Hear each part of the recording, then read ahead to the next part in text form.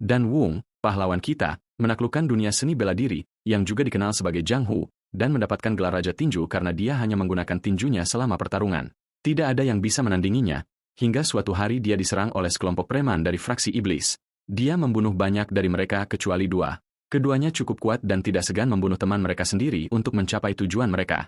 Kekejaman mereka dan simbol di senjata mereka mengungkap identitas mereka kepada Wung.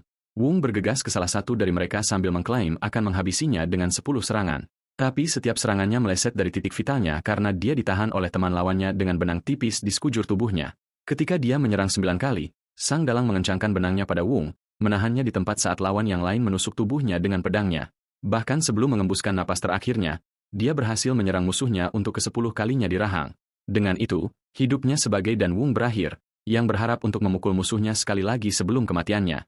Dia terbangun di rumah aman Jua sebagai Lai Jinon, yang merupakan putra tertua dari kelompok pedagang Yunha. Ketika dia bangun, dia memeriksa dirinya sendiri untuk mencari luka dan terkejut tidak menemukan apapun.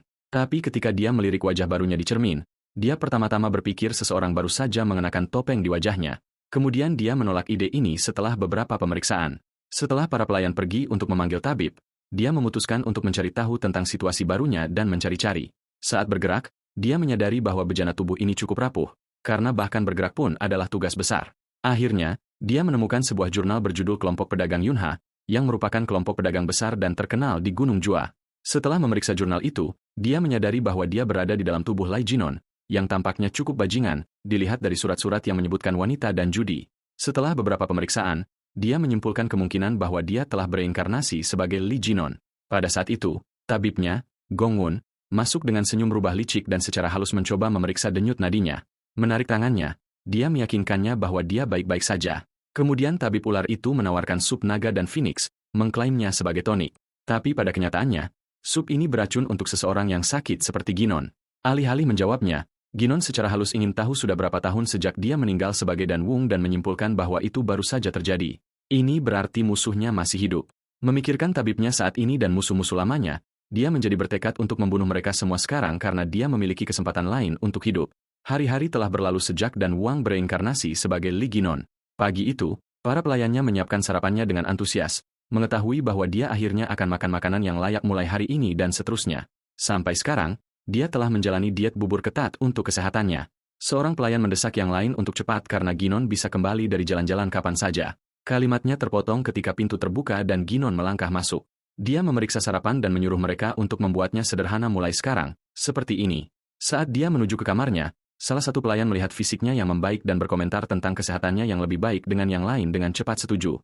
Setelah beberapa saat, Ginon mulai sarapannya ketika ular licik Gongun Mung tiba untuk merusak suasana hatinya. Ginon dengan murung mengizinkannya masuk, dan Gongun segera merasakan kekasaran itu, tetapi masih mengenakan senyum lebar saat dia menyapanya.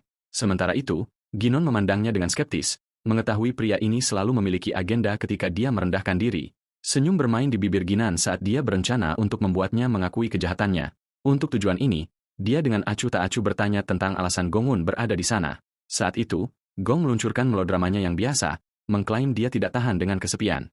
Jadi, dia datang untuk melihat Ginon. Kemudian, dia secara halus berkomentar tentang bagaimana kulit Ginon terlihat berbeda, meremehkan semua pemulihan fisik Ginon dalam satu komentar. Ini menarik perhatian Ginon, dan dia menyindir bahwa usaha Gongun pasti berarti mencoba memikatnya untuk minum sup naga phoenix. Gongun tidak menyangka dia tahu apapun tentang sup itu, jadi dia buru-buru menjelaskan bahwa sup naga phoenix hanyalah tonik bergizi. Gin dengan santai berkomentar bahwa itu beracun. Gongun mengingatkannya bahwa dia adalah tabibnya. Menyadari dia akan tertangkap, Gongun segera membuat gerakan dramatis, menyatakan bahwa karena Ginon jelas tidak membutuhkannya, dia lebih baik pergi. Sebelum dia bahkan bisa mengambil satu langkah, suara Gin menghentikannya. Dengan nada gelap, Ginon bertanya apakah Gongun adalah tuan di sini karena dia tampaknya datang dan pergi dari kamarnya sesuka hati. Melihat ekspresinya, Ginon tertawa sambil mengklarifikasi bahwa dia hanya bercanda, dan Gongun dengan gugup ikut bermain. Kemudian Ginon memerintahkannya untuk membawa alat tulis, mengatakan dia ingin menulis surat. Ketika Gongun menurut, Ginon menyuruhnya untuk menulisnya sebagai gantinya. Dia mendikte bahwa Gongun harus tinggal di villa ini karena penyakit parah yang dideritanya. Kata-kata berikutnya mengejutkan Gongun ketika dia menambahkan bahwa hidupnya terlalu panjang. Jadi, Gongen membutuhkan nasihat dari tuannya tentang tindakan selanjutnya. Melihat ekspresinya, Ginan bertanya mengapa dia berhenti menulis. Dia mencoba menertawakan kata-kata Ginon dan memintanya untuk menguraikan. Tapi sebelum dia bisa menyelesaikan kalimatnya, Ginan melempar sumpit ke arahnya. Itu menggores lehernya sedikit dan menembus dinding di belakangnya. Sekarang benar-benar terkejut. Gongen memeriksa lukanya.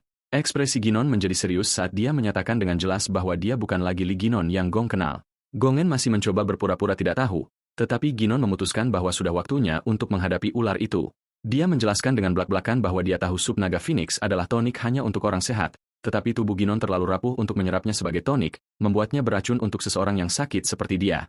Namun, Gongen, meskipun seorang tabib, entah bagaimana tidak tahu ini. Dia membuat Ginon minum sup sehari sebelumnya dan keesokan paginya dia jelas memeriksa denyut nadi Ginon untuk melihat efeknya. Tidak hanya itu, ketika Ginon menyuruhnya untuk meninggalkan sup di konter, ekspresinya mengungkapkan niat membunuh yang tidak salah lagi. Ginon menyatakan bahwa dia tahu seseorang seperti Gongun tidak bisa bertindak sendiri, jadi dia menyuruhnya untuk menulis nama tuannya di surat itu.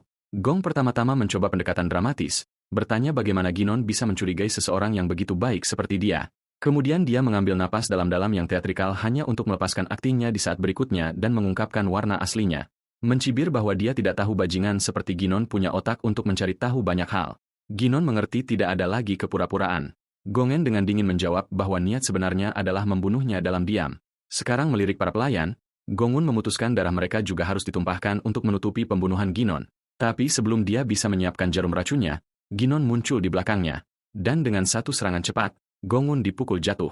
Dengan acuh tak acuh melanjutkan makannya, Ginon berkomentar bahwa Gongun benar-benar tidak boleh terganggu selama percakapan mereka. Sambil melihat tangannya yang memar dari pukulan sebelumnya pada Gongun, dia merasa frustrasi pada tubuhnya yang rapuh. Yang dia butuhkan adalah memulihkan kekuatan yang pernah dia miliki di kehidupan masa lalunya. Dia tahu bahwa begitu dia mencapainya, dia akan menjadi tak terhentikan untuk menghadapi seluruh kelompok pedagang Yunha jika mereka benar-benar berada di balik upaya pembunuhannya.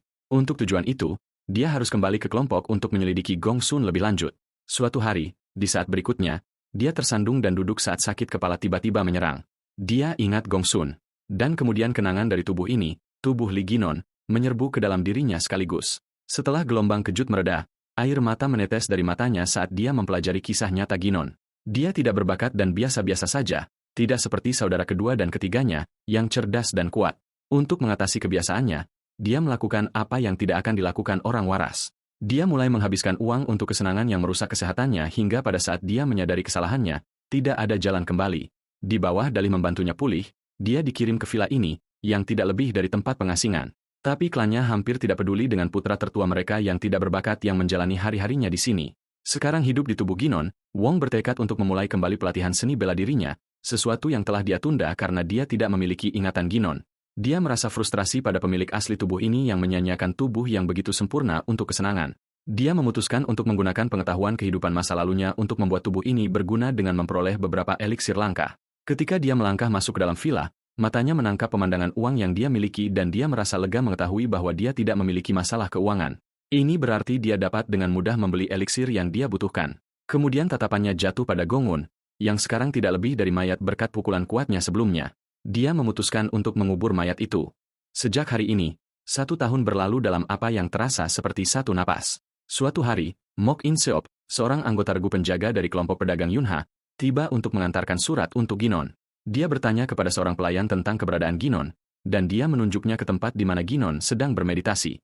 Begitu Mach melihat bentuk tubuhnya yang kokoh, matanya melebar tak percaya karena dia tidak percaya dia benar-benar melihat Ginon. Selama tahun ini, pria kita yang gigih telah menggunakan setiap momen untuk memperkuat tubuhnya.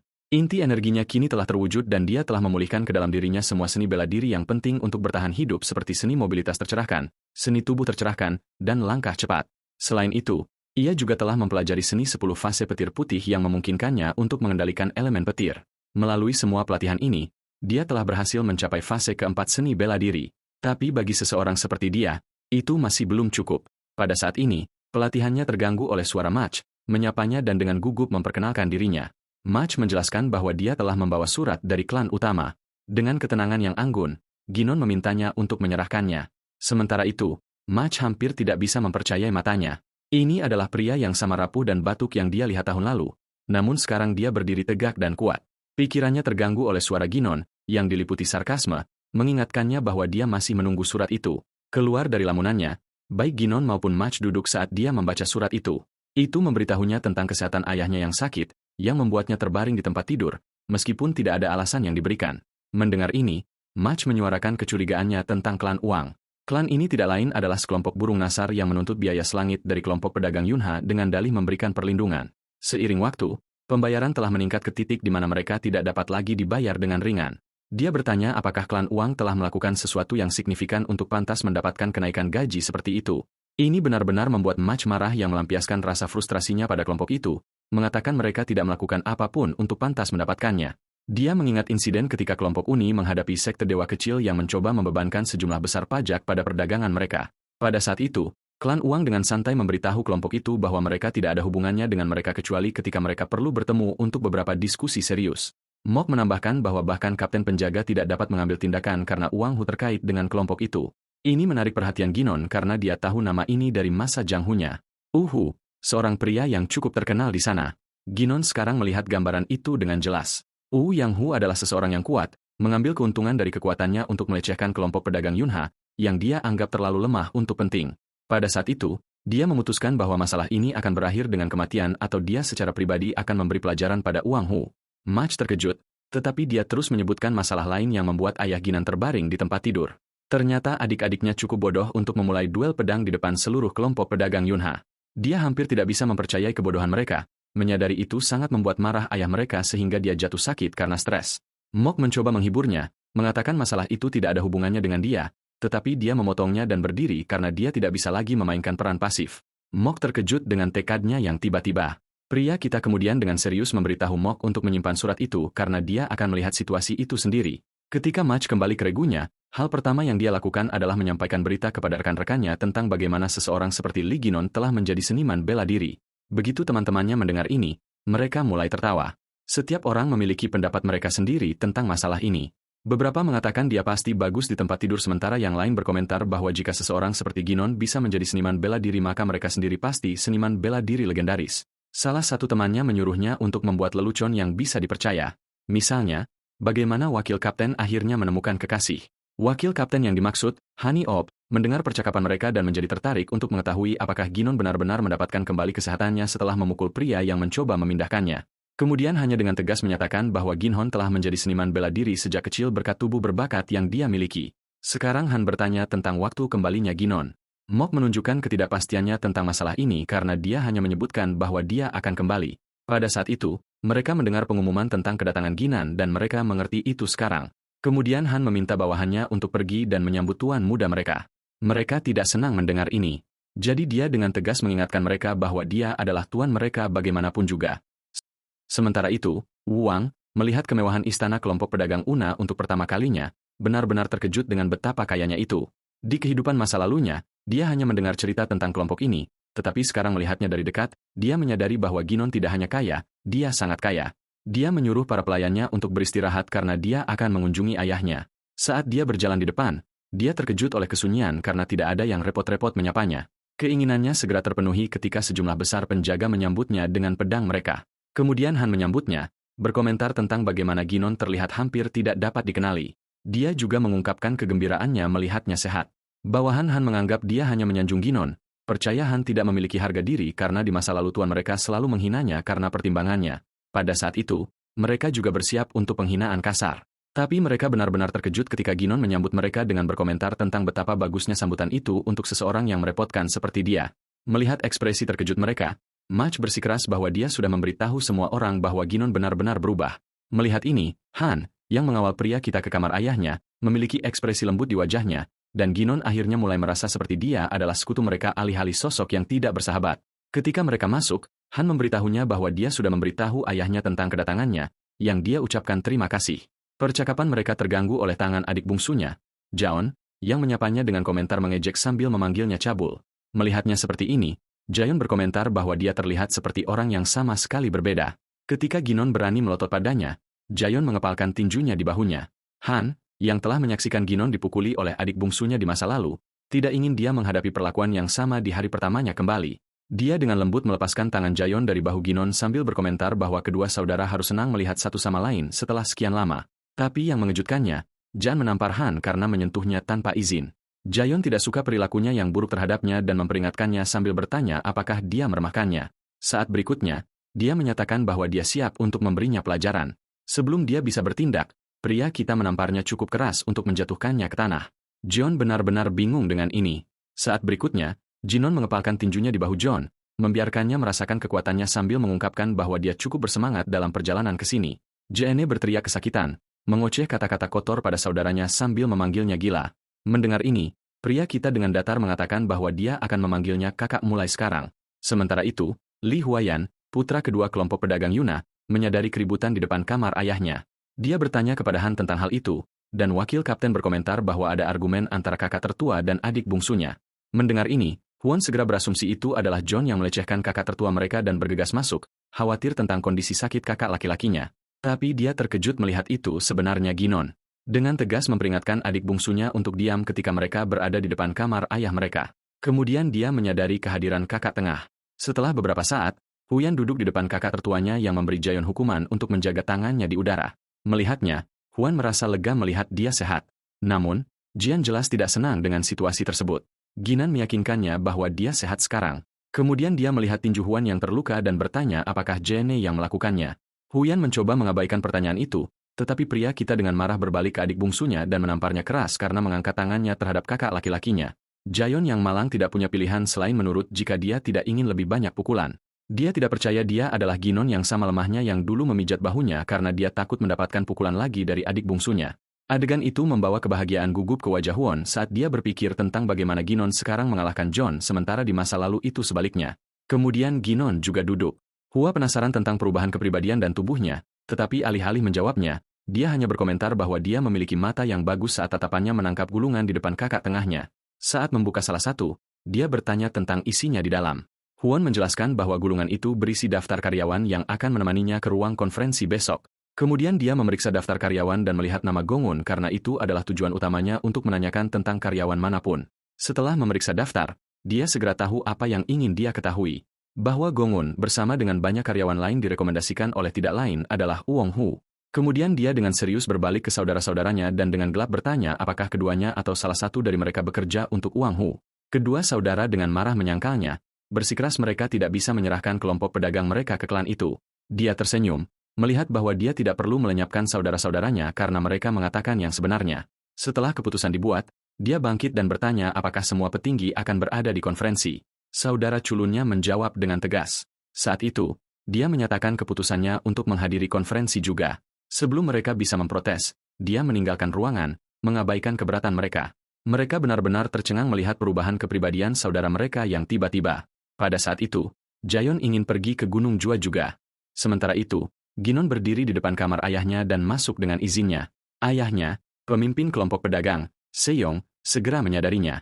Dia bertanya tentang keributan di luar, tetapi Ginon hanya mengabaikannya sambil duduk. Kemudian dia menyebutkan bagaimana dia telah mendengar desas-desus tentang ayahnya yang berada di bawah tekanan.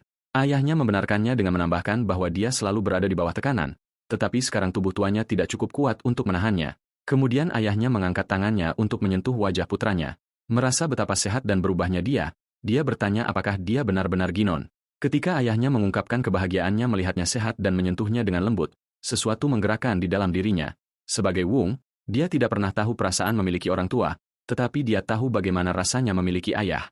Dia ingat ayahnya sebagai seseorang yang kuat dan bertubuh besar. Tapi sekarang mengambil tangannya sendiri dia menyadari betapa rapuhnya targetnya. Pada saat itu dia menghiburnya mengatakan dia akan menyingkirkan semua yang telah membawanya ke kondisi ini. Ayahnya tidak percaya itu tetapi dia menekankan bahwa pria tidak perlu khawatir tentang apapun karena dia yang akan menanganinya. Melihat ekspresinya yang penuh tekad, bahkan ayahnya mulai berkeringat. Keesokan harinya, semua orang berkumpul di ruang konferensi kelompok pedagang Yunha di mana Huan sedang memberikan pengarahan kepada semua orang. Wong Hu juga hadir di sana. Bawahannya yang bertanya-tanya tentang dia segera menyadari kehadiran Ginan. Owang berasumsi bahwa Ginan datang ke sini untuk mengukuhkan posisinya di kelompok. Sementara itu, setelah Huan selesai pengarahannya, dia bertanya apakah ada yang keberatan. Sebelum dia bisa melanjutkan, Wang Hu mengangkat tangannya, mengatakan dia punya permintaan. Dia menyarankan seseorang yang bisa menjadi penjaga untuk Ginon karena dia saat ini tidak memilikinya. Saat itu, keributan terjadi di dalam kelompok Yinha atas gangguan ini karena sudah ada banyak karyawan yang direkomendasikan oleh Wang Hu. Tapi orang yang mencoba berbicara menentangnya diancam oleh Wang Hu yang membuatnya diam.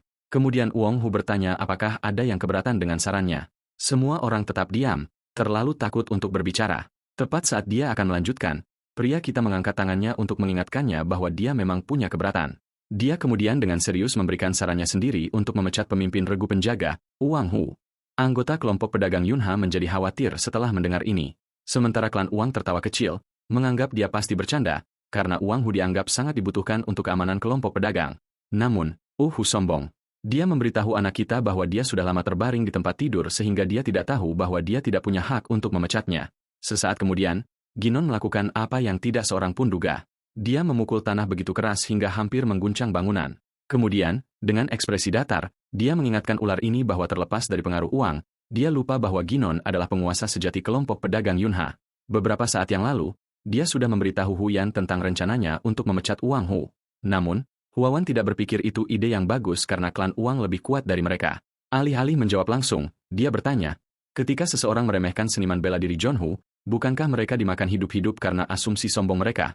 Kemudian dia menunjukkan betapa banyak karyawan di sekitar mereka yang berasal dari klan Wang, membuat rasanya kelompok pedagang Yunha sedang ditelan seluruhnya oleh mereka. Saudara lelakinya yang kutu buku, menyadari hal ini, mengerti apa yang coba dia katakan. Kemudian Ginon meyakinkannya bahwa dia tidak perlu khawatir karena dia akan menanganinya. Sekarang melihat kakak lelakinya, Hua mengerti dengan senyum gugup persis bagaimana kakak lelakinya berencana untuk menanganinya. Melihat ini, klan Wong segera menghunus pedang mereka dengan mengancam, menuntut agar dia menjelaskan dirinya. Han sangat marah pada kelancangan mereka yang mengangkat pedang melawan tuan mereka. Dia melangkah di depan Ginon untuk melindunginya, tetapi dengan ekspresi tidak gentar, anak kita berkomentar betapa lancangnya klan Wong yang mengangkat pedang mereka melawan majikan mereka. Dia mengancam mereka dengan nada gelap, memperingatkan bahwa mereka pasti memiliki keinginan untuk mati. Kemudian dia tiba-tiba mengubah arah percakapan mengatakan dia akan mengkompensasi Wang Hu karena dia merasa bersalah. Hu bingung mendengar ini. Gin menjelaskan bahwa dia telah merusak rencana pensiun sempurna Wang Hu. Kemudian dia menjelaskan apa yang sebenarnya Wang Hu rencanakan. Pertama dia akan melenyapkan Ginon melalui gong. Kemudian karena dia sudah membuat dua saudara lelaki Ginon lainnya saling berbenturan, itu menguntungkan Wang bahwa ayah mereka jatuh sakit karena konflik ini. Pada akhirnya, semua yang Wang Hu perlu lakukan hanyalah memanipulasi salah satu saudara lelaki dan menggunakannya sebagai boneka untuk mendapatkan kendali penuh atas kelompok pedagang Yunha. Pada saat itu, Wang mulai tertawa, mengklaim bahwa Ginon hanya mengarang cerita, tetapi dia melanjutkan, dengan ekspresi datar bahwa rencana Wang mulai berantakan saat dia secara pribadi membunuh pembunuh Wang Hu, Gongun.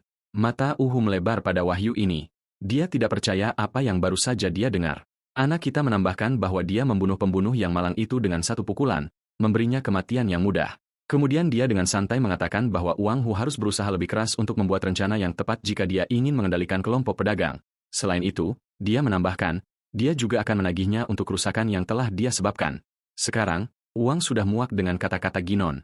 Marah, dia mengangkat tinjunya dan mengancam akan membunuhnya.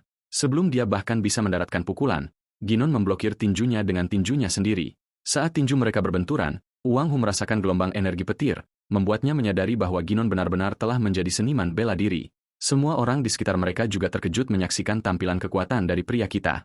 Di sisi lain, Ginon secara dramatis berkomentar bahwa Wang menyerang seseorang yang baru saja selesai memulihkan diri. Kemudian dia menyatakan bahwa dia akan membiarkannya saja karena mereka akan memiliki duel resmi. Seseorang mengumumkan dimulainya duel resmi. Hu bertanya apakah itu akan cukup. Dengan ekspresi sombong, dia mengklaim bahwa mereka akan berduel sampai salah satu dari mereka mati. Setelah mendengar ini, Wang Hu dengan tenang berkomentar bahwa sepertinya Ginon pasti telah dilatih di bawah sekte yang baik, menilai dari efisiensi dan keterampilannya dalam seni bela diri.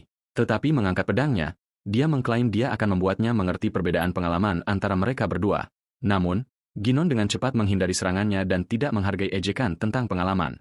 Saat merunduk, dia memukul perut Wong, menyatakan bahwa dia memiliki 100 tahun lebih banyak pengalaman daripada Wang Hu. Hu batuk darah, tidak dapat memahami skala sebenarnya dari keterampilan Ginon. Ginon, di sisi lain, mengaktifkan seni mobilitas pencerahannya dan berjanji untuk menunjukkan kepada Wang seperti apa perbedaan pengalaman yang sebenarnya. Sekarang bergerak dengan kecepatan kilat, dia menyerang Wang, yang berhasil memblokir pukulan itu dengan pedangnya. Keduanya bentrok berulang kali, Wang Hu menebas dengan pedangnya, Ginon membalas dengan tinju kosongnya, tetapi setiap pukulan yang dilemparkan anak kita diblokir oleh pedang Wang. Selama pertarungan mereka, Wang Hu benar-benar bingung dengan teknik Ginon karena itu tidak seperti bagaimana seorang pemula akan bertarung. Keterampilannya cocok dengan seniman bela diri yang berpengalaman. Namun, meskipun demikian, Wang bertekad untuk menghabisi Ginon. Melihat pendiriannya, bawahannya senang, berpikir kapten mereka akhirnya akan mengakhiri pertarungan. Dengan itu, Wang Hu mengaktifkan seni pedang 3 bentuknya. Gin segera merunduk untuk menghindari serangan dan mengaktifkan serangan cepatnya. Dia bergerak begitu cepat sehingga Wang bahkan tidak merasakan perubahannya dalam posisi. Sesaat kemudian, Wong menerima pukulan telak di rahang. Dampaknya begitu kuat sehingga terlihat bahkan dari rumah utama. Para pelayan yang menyaksikan adegan itu bergumam dalam kebingungan sementara ayahnya mengenakan ekspresi bangga menyatakan bahwa putra sulungnya telah menguasai seni bela diri. Ketika Wang Hu roboh, bawahannya bergegas ke sisinya. Melihat kondisi kapten mereka marah. Salah satunya bahkan menatap Ginon, tetapi dia membungkamnya seketika dengan ancaman mematikan. Bawahan lain mengakui bahwa tidak ada ketidakberesan dalam duel. Namun, sebelum pergi, dia memperingatkan bahwa jika ini adalah cara Ginon ingin bertindak, maka klan Wong akan mengadopsi metode yang sama untuk membalas dendam pada kelompok pedagang Yunha, sesuatu yang dia klaim tidak mungkin bagi mereka untuk dihindari. Tapi Ginon tidak peduli dengan dendam kecil seperti itu karena dia tidak pernah asing dengan mereka. Dia akan membalas apapun yang mereka berikan kepadanya, apakah itu dendam atau kebaikan. Selain itu, dia mengklaim tanggung jawab penuh atas insiden itu, yang memicu protes dari Hayon. Namun Ginon menatap semua orang dengan tegas dan menyatakan bahwa meskipun klaimnya sebelumnya bahwa kelompok pedagang Yunha miliknya, itu juga milik ayahnya, milik regu yang menyambutnya pagi ini dan milik setiap karyawan yang bekerja di sana. Oleh karena itu, dia tidak akan membiarkan siapapun mempermainkan kelompok pedagangnya. Dengan itu, dia memerintahkan mereka untuk pergi, mengatakan dia akan memecat mereka bagaimanapun juga. Semua orang senang dengan pidatonya kecuali klan Wong, yang pergi dengan enggan, mendoakan dia beruntung dalam menghadapi klan mereka di masa depan. Saat mereka pergi, seorang karyawan hendak bersorak, tetapi yang lain dengan cepat menghentikannya, mengingatkannya bahwa Ginon telah memenangkan duel resmi. Penjaga lain menambahkan bahwa mereka tidak bisa merayakan. Bagaimanapun, mereka adalah regu penjaga. Namun, alih-alih melakukan tugas mereka berdiri dan menonton sepanjang waktu. Tidak terganggu oleh keributan, Ginon menoleh ke Huon dan menyuruhnya membawakannya ramuan karena dia sudah mengambil tanggung jawab penuh atas masalah tersebut. Dia pantas mendapatkan setidaknya itu. Huon terkekeh dan meyakinkan saudaranya bahwa dia akan membawa ramuan terbaik, menambahkan bahwa dia akan sibuk mulai sekarang. Dia tidak hanya akan membeli ramuan, tetapi dia juga perlu mempekerjakan orang baru untuk regu penjaga. Mendengar ini, Ginon menyebutkan bahwa dia sudah memiliki beberapa orang dalam pikiran yang dapat mengisi pekerjaan itu. Sementara itu, di suatu tempat di dalam sebuah ruangan pribadi, menerima berita tentang tindakan Ginon baru-baru ini. Bawahannya mengkonfirmasi bahwa berita itu memang benar. Sebenarnya, anak kita sudah memikirkan semua ini beberapa hari yang lalu, saat dia menginjakan kaki di kelompok pedagang Una. Dia juga telah menganalisis pola karyawan. Pada hari pertamanya di sini, saat dalam perjalanan ke suatu tempat, dia tiba-tiba berhenti dan bertanya kepada Han apakah dia sudah makan. Benar-benar terkejut oleh pertanyaan yang penuh perhatian itu, Han menjawab negatif karena dia tidak punya waktu untuk makan sejak fajar karena pekerjaan. Ginhon kemudian melirik ke bawah di mana beberapa anggota klan Uong membuang-buang waktu dan percakapan yang tidak berguna. Pada saat itu, dia memahami dinamika kelompok. Karyawan kelompok pedagang Unha yang setia bekerja sangat keras sehingga mereka bahkan tidak bisa menyisihkan waktu untuk makan sementara anggota klan Uong menikmati uang mudah, bermalas-malasan selama jam kerja tanpa kewajiban nyata. Han menyapanya lagi, tetapi alih-alih menjawab, pikirannya melayang ke solusi. Jika dia tiba-tiba memecat anggota Uong, kelompok itu akan dibiarkan tanpa keamanan karena dia akan membutuhkan orang untuk mengisi tempat mereka. Setelah memikirkannya, dia tahu persis di mana menemukan pengganti yang sempurna untuk karyawan yang tidak berguna itu. Untuk tujuan ini, dia menuju ke tempat perjudian yang teduh, jenis tempat yang terlihat seperti hanya penjahat yang akan sering mengunjunginya. Begitu dia melangkah masuk, dia menarik perhatian beberapa orang. Beberapa menunjuk padanya, memanggilnya orang yang mudah dimanfaatkan. Mereka terkejut melihatnya setelah sekian lama. Beberapa bahkan berasumsi dia sudah mati selama bertahun-tahun. Percaya dia datang untuk berjudi, mereka bersiap untuk menontonnya kehilangan kekayaannya. Ketika dia memasuki aula utama, penjaga di sana menyambutnya dengan kegembiraan, menganggap dia akan menghabiskan banyak uang. Tapi Ginon ini bukanlah pria yang mereka ingat. Dengan penghinaan yang halus namun tajam, dia memperingatkan penjaga untuk tidak menyentuhnya, membuat pria itu cemberut. Kemudian, tanpa basa-basi lebih lanjut, Ginon memerintahkannya untuk membuka pintu. Di dalam, Chol Mongho, yang dikenal sebagai rubah beracun, melirik mantan temannya dan berkomentar bahwa kesehatannya yang membaik pasti adalah hasil dari pemulihan yang panjang. Rekan-rekannya Yuk Jimbo dan Yu Kongho juga menyapanya. Mongo, dengan seringai, mengingatkan mereka untuk setidaknya menanyakan kesejahteraan Ginon karena dia sudah lama sakit. Saat itu, kedua saudara Juk meminta maaf, sementara Mongo dengan mengejek mengklaim bahwa Ginon adalah temannya. Ginon mencemooh apa yang disebut persahabatan ini. Di permukaan, terlihat seolah-olah mereka adalah teman masa kecil.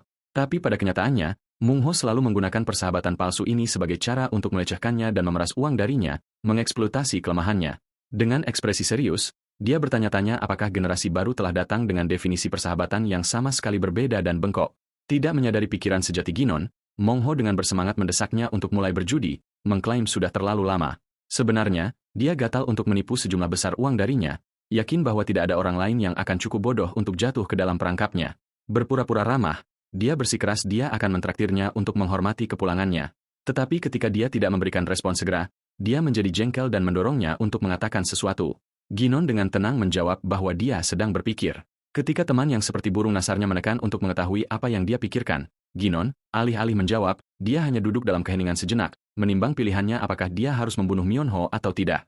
Baginya, Mongho tidak lebih dari bajingan tidak berguna yang tidak tertarik untuk dia pertahankan. Satu-satunya yang berharga di sini adalah Uke, meskipun hidup sebagai preman, sebenarnya memiliki keterampilan yang layak digunakan, keterampilan mereka terbuang di bawah seseorang seperti Mongo. Dengan keputusan itu mendidih di benaknya, Ginon berdiri dan dengan tenang menyuruh Mungho untuk menyerahkan kunci berangkas. Mongho berkedip kaget, bertanya mengapa Ginon tiba-tiba membutuhkan uang. Ginon menjawab dengan tenang, meyakinkannya bahwa ini hanyalah penarikan tunai satu kali. Tetapi dia menambahkan, bunga yang Mungho hutangi padanya untuk ribuan yang dia paksa untuk diinvestasikan di tempat perjudian ini, ditambah kompensasi medis untuk saat-saat Mongo memukulinya, membawa totalnya menjadi sekitar 100.000. Itu seharusnya sudah cukup. Mai Ho tertawa terbahak-bahak, mengejeknya dan bertanya apakah dia belajar matematikanya selama dia pergi. Dengan arogansi puas diri, dia menunjukkan bahwa berangkas tidak hanya berisi uang yang Ginon minta. Itu juga diisi dengan emas, perak, dan perhiasan. Namun, dia mengatakan, Ginon adalah orang bodoh jika dia pikir dia akan mendapatkan semua itu. Paling-paling, dia bisa meminjamkannya sejumlah uang jika dia putus asa, tetapi kunci berangkas tidak mungkin. Iritasi Mongo tumbuh saat dia mengingat saat-saat anak kita mengeluh sakit, hanya untuk sekarang berdiri di sini sehat, dan berani menuntut kunci berangkas sambil secara terang-terangan mengabaikannya. Dia dengan dingin menyuruh Ginon untuk sadar, mengingatkannya persis siapa yang berdiri di depannya. Ketika Ginon masih tidak peduli untuk menjawab, Mungho melangkah mendekat, wajahnya hampir menyentuh wajahnya, dan bertanya apakah dia menginginkan kematian di tangannya.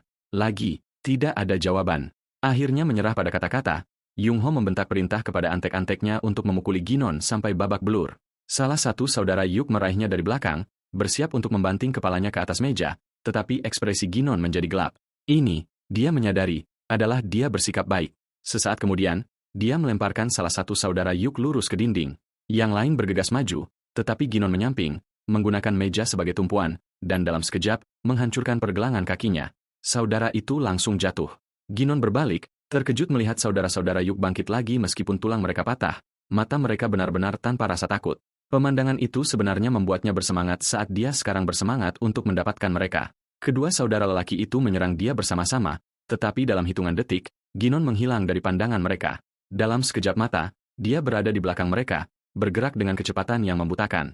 Dia meraih kedua kepala mereka dan membantingnya bersama-sama, mengingatkan mereka dengan dingin bahwa dia tidak akan memperingatkan mereka lagi. Sekarang, dengan saudara-saudara yang ribut itu dirobohkan, satu-satunya yang tersisa adalah Mongho yang pengecut, yang telah bersembunyi di belakang mereka. Ginon berbalik ke teman lamanya dengan senyum sinis.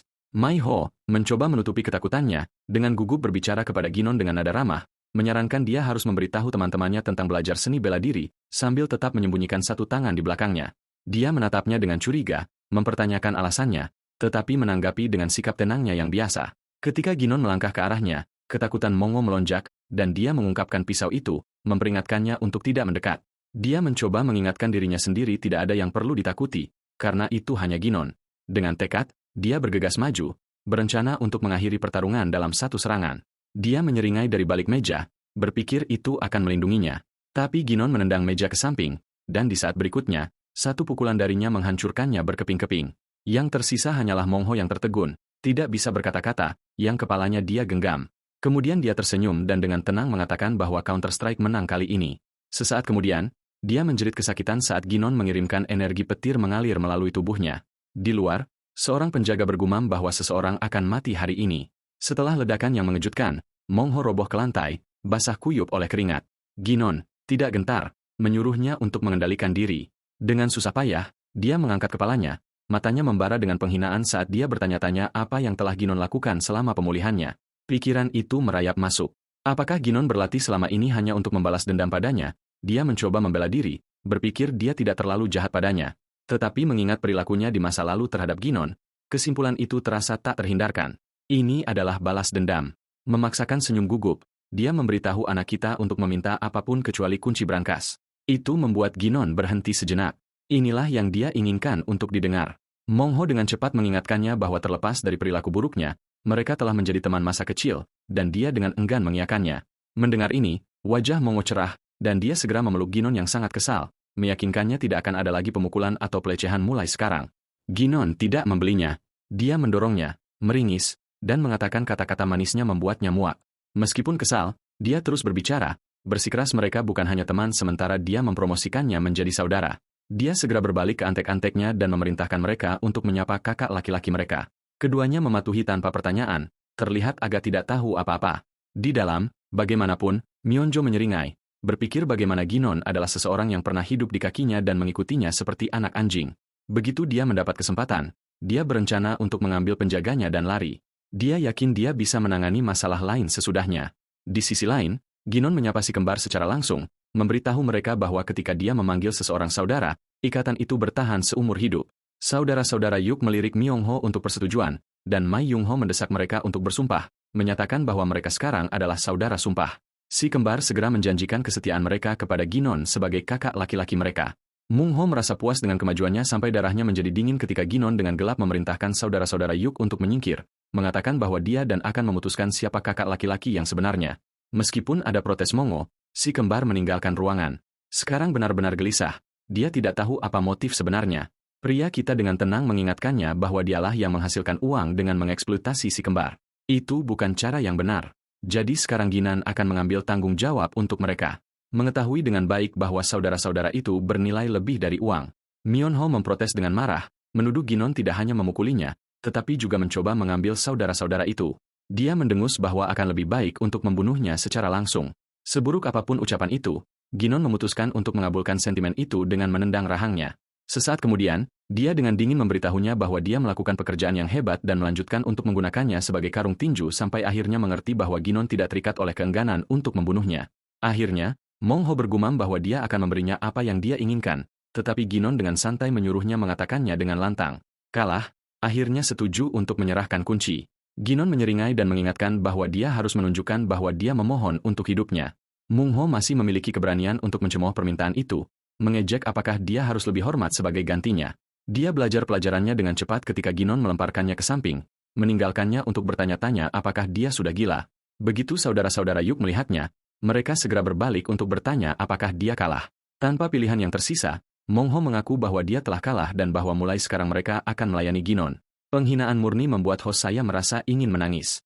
Untuk sesaat, dia berpikir seperti manusia yang masuk akal dan memutuskan untuk membiarkan saudara-saudara itu pergi sehingga mereka bisa memiliki kehidupan yang lebih baik dengan kelompok pedagang Yunha. Tetapi ketika kedua saudara lelaki itu saling memandang dan setuju untuk melayani Ginon, iritasi Myeonho berkobar lagi pada apa yang dia lihat sebagai ketidaksyukuran mereka. Setelah masalah diselesaikan, Mongho menyerbu keluar, kesal dan bergumam sambil mengeluh tentang tidak pernah mempercayai orang berambut hitam. Begitu orang-orang di sekitarnya menyadari dia tanpa si kembar Juk, mereka siap untuk memukulinya sekarang karena keamanannya hilang. Melihat wajah-wajah bermusuhan yang mengelilinginya, arogansi Mongo berkobar bahwa dia masih rubah beracun, dan dia mengingatkan mereka tentang hal itu dengan teriakan keras. Dia bahkan memiliki nyali untuk menantang mereka untuk datang padanya. Orang-orang mengambil umpan, senjata di tangan, kemarahan mereka mendidih, mengutuk nasibnya karena pergi dalam keadaan itu. Mongho bersiap untuk yang terburuk, tetapi sebelum ada yang mencapai dia, Ginon melangkah masuk untuk membelanya. Ginon berkomentar bagaimana burung nasar ini tidak berani mendekati Mai Yungho ketika dia kuat. Namun sekarang mereka siap untuk melahapnya saat dia rentan. Dia memerintahkan mereka untuk datang dari Yongho hanya ketika dia cukup kuat untuk melawan. Kemudian dia menginstruksikan saudara-saudara Yuk untuk mengumpulkan setiap barang berharga. Saat mereka bergerak untuk melaksanakan perintahnya, Myeonho terus mengutuk semua orang dan segalanya, termasuk Ginon. Ketika mereka tiba di depan rumahnya, Uke berterima kasih padanya karena telah menyelamatkan mantan tuan mereka. Rasa terima kasih itu membuatnya lengah sejenak. Melihat si kembar, dia mengingat desas-desus bahwa beberapa orang mengatakan mereka dijual ke Mungho sebagai budak, yang lain bahwa mereka mengikutinya karena takut.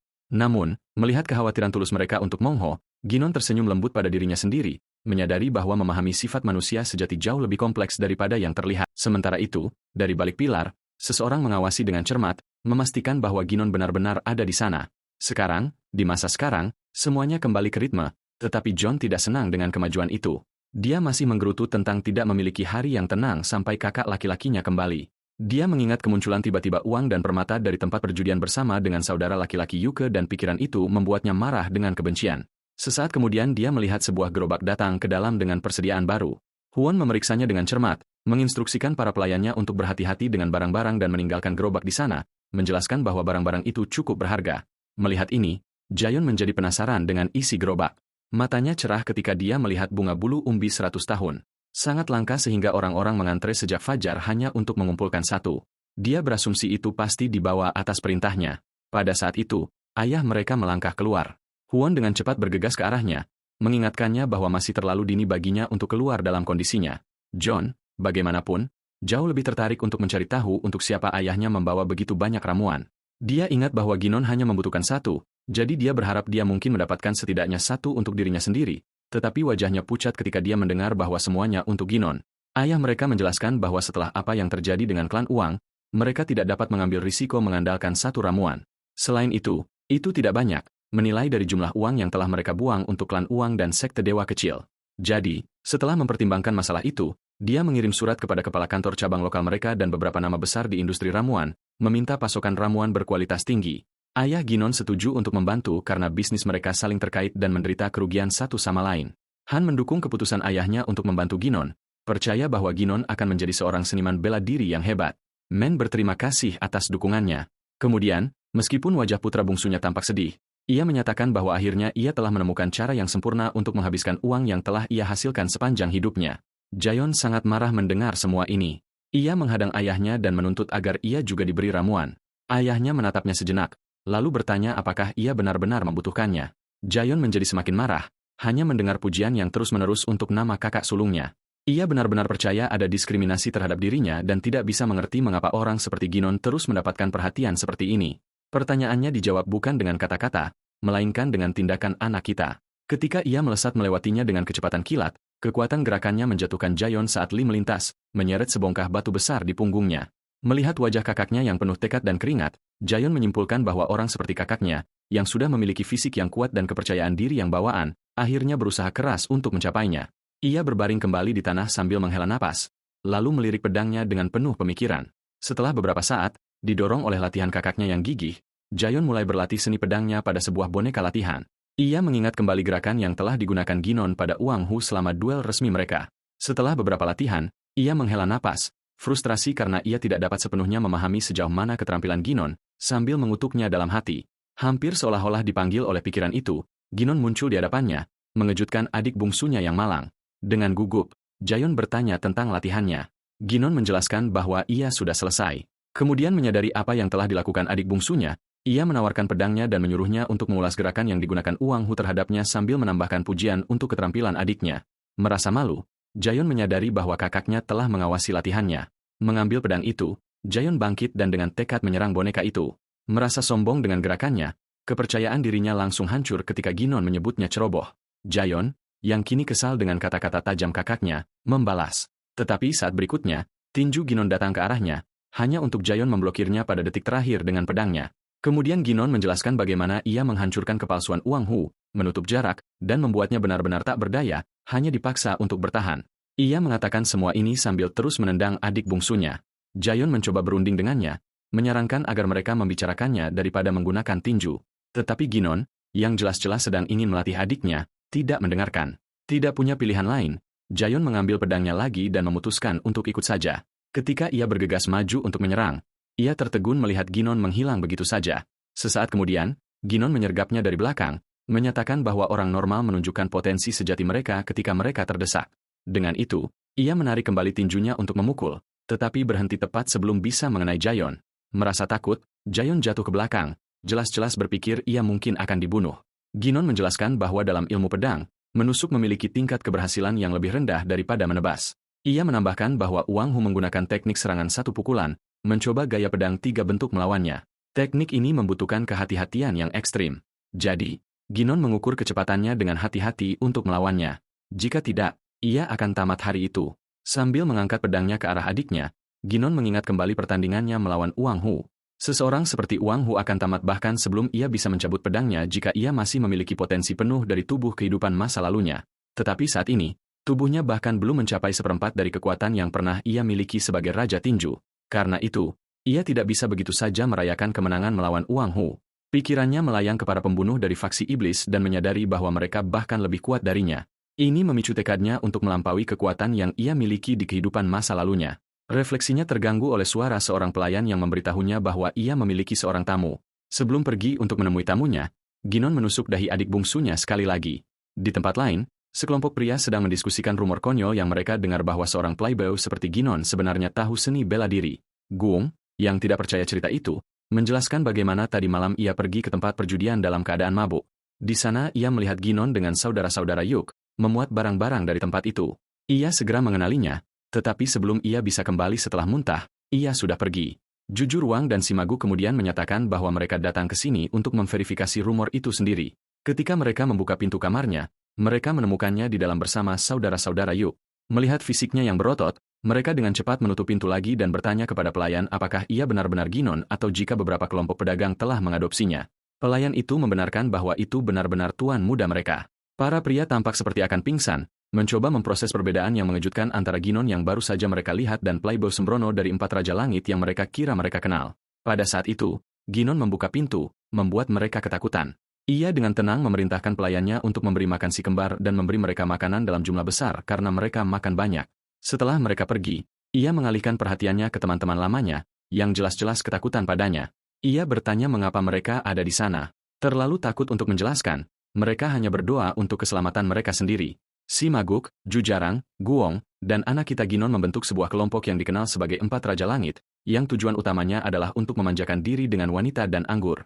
Sekarang, keempat teman ini duduk bersama, akhirnya menikmati makan malam yang tenang. Sambil melihat mereka, Ginon mengingat Mong Ho, yang juga mengaku sebagai temannya, tetapi para idiot ini berbeda. Mereka lebih seperti mitra dalam kenakalan, dunia mereka berputar hampir sepenuhnya di sekitar wanita dan anggur. Jarang memecah keheningan dengan bertanya tentang kesehatan Ginon. Sementara Guong memeriksa otot-ototnya, tidak percaya bahwa Ginon benar-benar telah berlatih. Sema, bagaimanapun, diam-diam mengamati baik sikap maupun fisiknya. Ia menyimpulkan bahwa transformasi ini bukanlah sesuatu yang bisa dicapai hanya dengan latihan. Ginon benar-benar telah menjadi seorang seniman bela diri. Kemudian mereka bertanya tentang sumber pengetahuan seni bela dirinya karena tidak mungkin ia belajar sendiri keterampilan seperti itu. Ginon memberi mereka jawaban yang ambigu, mengatakan ia hanya beruntung. Sema berkomentar bahwa itu pasti seperti legenda yang hanya mereka dengar di Jianghu. Jarang menambahkan bahwa ia hampir tidak mengenalinya sama sekali. Kemudian entah dari mana, Ginon menyatakan bahwa teman mereka Ginon sudah mati, yang membuat ekspresi mereka langsung berubah. Masih penuh harapan, jarang bertanya tentang langkah mereka selanjutnya. Ginon menjelaskan secara samar-samar bahwa ia memiliki hutang yang harus dibayar, dan untuk menyelesaikannya, ia sedang mempersiapkan kelompok pedagang Yuna. Tujuan utamanya saat ini tidak lagi untuk mengembara tanpa tujuan, tetapi untuk menjadi lebih kuat. Guong dan Jarang terkejut, bergumam satu sama lain tentang perubahan mendadak ini. Sema, bagaimanapun, mengenakan ekspresi yang lebih serius. Ia mengingat saat Ginon pergi dengan dalih memulihkan diri, tetapi Ginon tahu itu sebenarnya adalah bentuk pengasingan. Ia telah merasa sedih, menyadari bahwa ayahnya cukup kecewa untuk mengirimnya pergi. Sema telah mencoba menghiburnya dan mendorongnya untuk menggunakan waktu itu dengan bijak untuk belajar dan mengubah dirinya. Saat itu, Ginon tertawa sebagai tanggapan sambil setuju untuk berubah sebelum Sema bisa mengucapkan selamat tinggal. Mengingat insiden itu, Sema dengan tulus mengucapkan selamat kepada temannya karena telah berubah menjadi lebih baik. Sejenak, mereka semua berhenti, lalu setuju dengan Sema sambil mengingat saat Ginon pergi, dan yang lain tidak muncul karena mabuk seperti biasa. Melihat mereka bertengkar seperti ini, ia menghela napas pelan, menyadari bahwa para idiot yang menyukai alkohol ini adalah teman sejati Ginon. Menuangkan alkohol untuk teman-temannya, ia bertanya tentang rencana mereka sendiri sekarang setelah ia berubah. Pada saat itu, mereka semua dengan gugup menyatakan bahwa mereka bukan tipe orang yang berubah. Namun, saat merayakan, mereka senang bahwa setidaknya Ginon telah keluar dari bayangan kelompok mereka untuk menghadapi dunia. Setelah sehari penuh minum dan tertawa, semua temannya pergi, menyapanya dengan hangat dan mengingatkannya untuk menghubunginya jika ia membutuhkan mereka. Dalam perjalanan kembali, mereka sekali lagi mendiskusikan transformasi Ginon, dan Sema menyarankan agar mereka pulang. Jarang menggodanya tentang kemungkinan pertunangan, tetapi Sema hanya menyuruhnya pulang dan belajar. Pertengkaran mereka berlanjut sampai mereka memutuskan untuk menetap di rumah aroma manis untuk menjadi lebih mabuk lagi. Sementara itu, di rumah aroma manis yang sama, pemimpin sekte dari sekte Little Deity, Yong Jiang, sangat marah setelah mendengar tentang Uang Huse. Anggota klan Uang menceritakan semuanya tentang duel resmi antara Ginon dan kapten mereka. Ketika pemimpin sekte bertanya tentang senjata yang digunakan Ginon, mereka menjawab bahwa mantan Raja Tinju itu hanya mengandalkan tinjunya. Mendengar ini, ekspresi pemimpin sekte menjadi gelap karena ketidakpuasan. Anggota klan Uang kembali mendesak untuk membalas dendam, tetapi pemimpin sekte mengingatkan mereka bahwa mereka tidak bisa membalas dendam untuk duel yang adil. Anggota klan Uang memprotes, mengatakan bahwa pemimpin sekte dan Uong Hu seharusnya berteman dan bahwa ia harus menghormati ikatan ini. Kemarahan Yongjiang berkobar dan ia membentak bahwa ia tidak memiliki kewajiban kepada orang mati. Ia kemudian memerintahkan mereka untuk membawa mayat itu pergi dan meminta maaf kepada pengawalnya atas masalah itu. Setelah itu, pikiran Yongjiang melayang ke masalah lain karena kelompok pedagang Yuna telah menolak untuk membayar pajak mereka. Tanpa uang sebagai kartu truf mereka telah kehilangan pengaruh mereka. Bawahannya mengingatkannya bahwa penolakan mereka untuk membayar berarti mereka tidak lagi mengakui otoritas sekte. Yamjiang setuju. Bawahan itu kemudian bertanya apakah ia berencana untuk membunuh mereka, tetapi pemimpin mereka, menggelengkan kepala, menjawab bahwa mereka bukan preman dunia bawah. Bawahan itu mendesak, bertanya apakah ia berniat untuk begitu saja membiarkan mereka pergi. Sebelum ia bisa menjawab, Yungjong melihat 3 teman Ginon masih mengobrol tentang transformasi teman mereka. Ia memperhatikan kehadiran mereka dan berjalan melewati mereka, dengan sengaja menyebut kelompok pedagang Yuna. Berbicara cukup keras agar mereka bisa mendengar. Ia merenung keras tentang berapa banyak kekayaan yang pasti dimiliki oleh ayah Ginon dan Ginon sendiri sebagai pewaris. Sema segera menangkap ucapan itu dan menerima umpannya. Setelah itu, Sema bergegas ke teman-temannya dan menceritakan semuanya, tetapi Ginon hanya menguap mendengar berita itu. Sema mengingatkannya bahwa mereka mungkin akan menyerang kapan saja, terutama karena mereka tidak lagi memiliki regu keamanan setelah menyingkirkan Wang Hu. Sementara itu, Ginon sudah memikirkan sekte Little Deity, yang merupakan sesuatu yang sudah Mach beritahukan kepadanya. Setelah berpikir sejenak, ia bertanya kepada Sema di mana anggota sekte itu sekarang. Sema menjawab bahwa mereka berada di markas mereka. Ginon kemudian menyuruhnya masuk ke dalam dan memberinya jubah untuk dipakai. Teman setianya menurut sambil bertanya lagi tentang lokasi pasti mereka. Ginon menjawab bahwa mereka berada di gudang regu penjaga. Ketika Sema menyadari bahwa ia berencana untuk langsung menuju markas sekte Little Deity, ia ketakutan. Ia mengingatkan Ginon bahwa hanya ada mereka berdua. Sementara seluruh sekte akan berada di sana dan mereka bahkan tidak memiliki rencana yang tepat. Sambil mengeluarkan senjatanya, Ginon menjelaskan kepada temannya bahwa ini adalah rencananya. Kemudian, menekan pisau dengan ringan ke tenggorokan Sema, ia memerintahkannya untuk memimpin jalan. Temannya yang malang tidak punya pilihan selain membimbingnya ke markas sekte Little Deity di mana lusinan penjaga berjaga-jaga di gerbang utama. Akhirnya, di pintu masuk, Sema mengingatkannya bahwa ia tidak berguna dalam perkelahian. Ia dengan tenang menyuruh temannya pergi karena ia akan masuk sendirian. Sema sedikit kecewa dengan pengusiran itu dan memperingatkannya lagi tentang bahaya menyerang ke tempat dengan ratusan penjaga, tetapi Ginon hanya membanting pintu hingga terbuka dan menyatakan bahwa ia akan melakukan persis apa yang biasa ia lakukan di kehidupan masa lalunya. Sebagai Dan Wung, aturan hidup anak kita sederhana. Jangan pernah mundur dari pertarungan. Tidak ketika ia hanya seorang yatim piatu yang berjuang dengan dunia Jianghu. Dan bahkan tidak selama pemerintahannya sebagai Raja Tinju. Bahkan sekarang, ia menolak untuk minggir, terutama ketika menyangkut kecintaannya pada pertempuran. Begitu semua orang memperhatikan pintu terbuka, mereka berbalik ke arahnya. Tetapi anak kita berjalan masuk tanpa sedikit pun rasa takut dan bertanya tentang pemimpin mereka. Seorang penjaga, marah dengan keberanian penyusup itu, melangkah maju untuk memukulnya. Tetapi Ginon bergerak lebih cepat sambil mencengkram leher pria itu dan menjatuhkannya dalam satu gerakan cepat. Para penjaga memperingatkannya bahwa ia berdiri di sarang mereka. Sebelum perkelahian meningkat, pemimpin sekte itu sendiri muncul, tertarik oleh keributan, dan menuntut untuk mengetahui identitasnya. Ginon dengan tenang mengaku sebagai seorang pembunuh. Pemimpin sekte itu merasa geli, karena ia tidak pernah dalam hidupnya melihat seorang pembunuh masuk dengan begitu berani. Kemudian matanya jatuh pada tinju Ginon yang memar, dan sebuah ingatan muncul tentang percakapan yang ia lakukan dengan seorang anggota klan Wong. Dalam sekejap, ia menyadari persis siapa yang berdiri di hadapannya. Ginon, anak kita dengan angkuh menjawab bahwa ia mungkin saja Ginon. Ini mencerahkan wajah pemimpin sekte karena ia tentu tidak menyangka orang seperti dia akan masuk ke wilayahnya, tetapi itu membuat segalanya jauh lebih mudah. Ia sepenuhnya berniat untuk memanfaatkan kesempatan ini. Tanpa ragu, ia memerintahkan penjaganya untuk menangkapnya. Sementara itu, anak kita mengingat terakhir kali ia melawan banyak lawan di kehidupan masa lalunya. Saat pertempuran dimulai, ia sadar bahwa tubuhnya saat ini tidak pada kekuatan puncak yang sama seperti sebelumnya, tetapi itu tidak berarti ia tidak bisa menikmati pertarungan. Dengan setiap pukulan, ia menjatuhkan penjaga kiri dan kanan, meninju dan menjatuhkan mereka dalam suksesi cepat. Beberapa penjaga secara naluriah mundur, terguncang oleh kekuatan mengerikan yang ia tunjukkan saat melawan begitu banyak lawan dengan tangan kosong. Kemudian tiba-tiba, ia membeku sejenak saat sebuah panah menyayat pipinya dari belakang. Berbalik dengan seringai, ia dengan nakal menuduh pemimpin sekte memamerkan senjatanya yang mencolok. Pemimpin sekte itu mengakui bahwa pedang itu memang mahal dan jarang ia gunakan, tetapi untuk seseorang seperti penyusup yang kuat ini, ia bersedia membuat pengecualian. Kemudian atas perintah ketua sekte, para penjaga di kaki Ginon menjepitnya di tempat sementara lusinan lainnya bertengger di atap dengan panah terisi yang diarahkan padanya. Anak kita berpikir dengan ironi pahit. Jadi ketua sekte bahkan tidak memiliki kehormatan untuk jatuh bersama anak buahnya sendiri. Tetapi tiba-tiba, ia mendengar suara Sema memanggilnya, diikuti oleh sebuah pisau yang meluncur di udara. Ginon menangkapnya di tengah penerbangan dan dalam satu gerakan halus membelokkan semua panah yang masuk. Kekuatan pembelokan juga melonggarkan cengkraman penjaga padanya. Pemimpin sekte itu menatap tidak percaya pada apa yang baru saja ia saksikan. Anak kita memberi acungan jempol kepada teman setianya, lalu berbalik kembali ke pertarungan. Ia melemparkan pisau itu ke arah pemimpin sekte, ujungnya menggores leher pria itu. Dengan nada gelap, ia menyatakan bahwa pemimpin sekte adalah satu-satunya pengecualian yang rela ia gunakan pedang daripada tinjunya. Sekarang putus asa, pemimpin sekte memerintahkan bawahannya untuk membunuhnya. Tetapi sebelum ia bisa bereaksi, anak kita sudah berada di atasnya, tinju siap. Pemimpin yang pengecut itu tidak ragu untuk menggunakan kekasihnya sendiri sebagai perisai manusia. Dalam serangan yang cepat dan terkontrol, Ginon meninju pria itu sambil secara bersamaan menarik wanita itu ke tempat yang aman. Ia menyuruhnya pergi, lalu mengalihkan pandangannya kembali ke pemimpin sekte, yang sekarang meringkuk seperti binatang yang terpojok. Sama seperti setiap lawan lain yang dihadapi Ginon, pria ini menyadari bahwa ia tidak mungkin menjadi pewaris kelompok pedagang Yuna. Hanya seorang seniman bela diri profesional yang bisa bertarung seperti ini. Untuk menyelamatkan hidupnya, pemimpin sekte itu menawarkan Ginon sejumlah besar uang.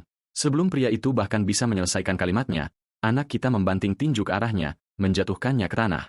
Dengan dingin, Ginon menyatakan bahwa ia tidak membutuhkan uang dari seseorang yang lebih menghargainya daripada nyawa manusia. Setelah memukulnya dengan saksama, ia mengakhiri hidup pria itu. Ekspresinya terdistorsi jijik melihat darah sampah ini.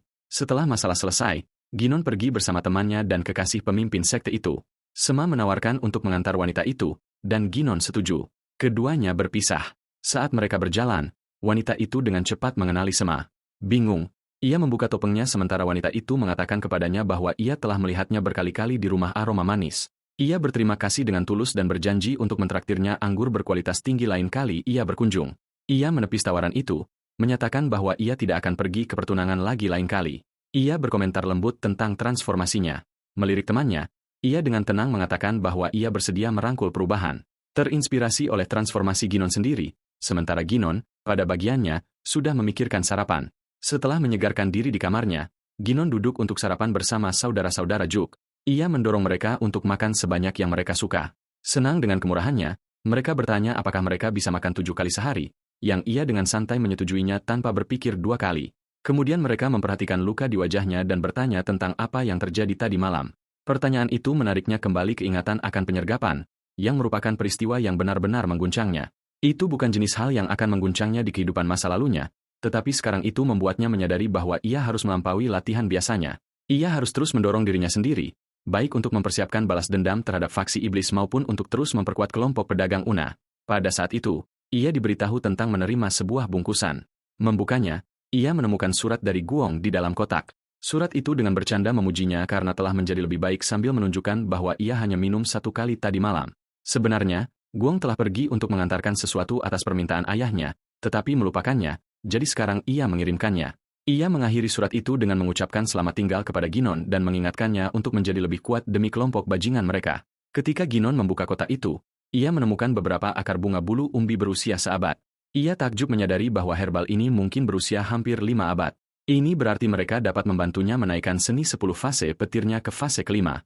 Kemudian ia memeriksa kantong lain dengan sebuah kotak di dalamnya. Di dalamnya ia menemukan surat dari kelompok pedagang Taiho yang ditujukan kepada ayahnya sebagai tanda persahabatan.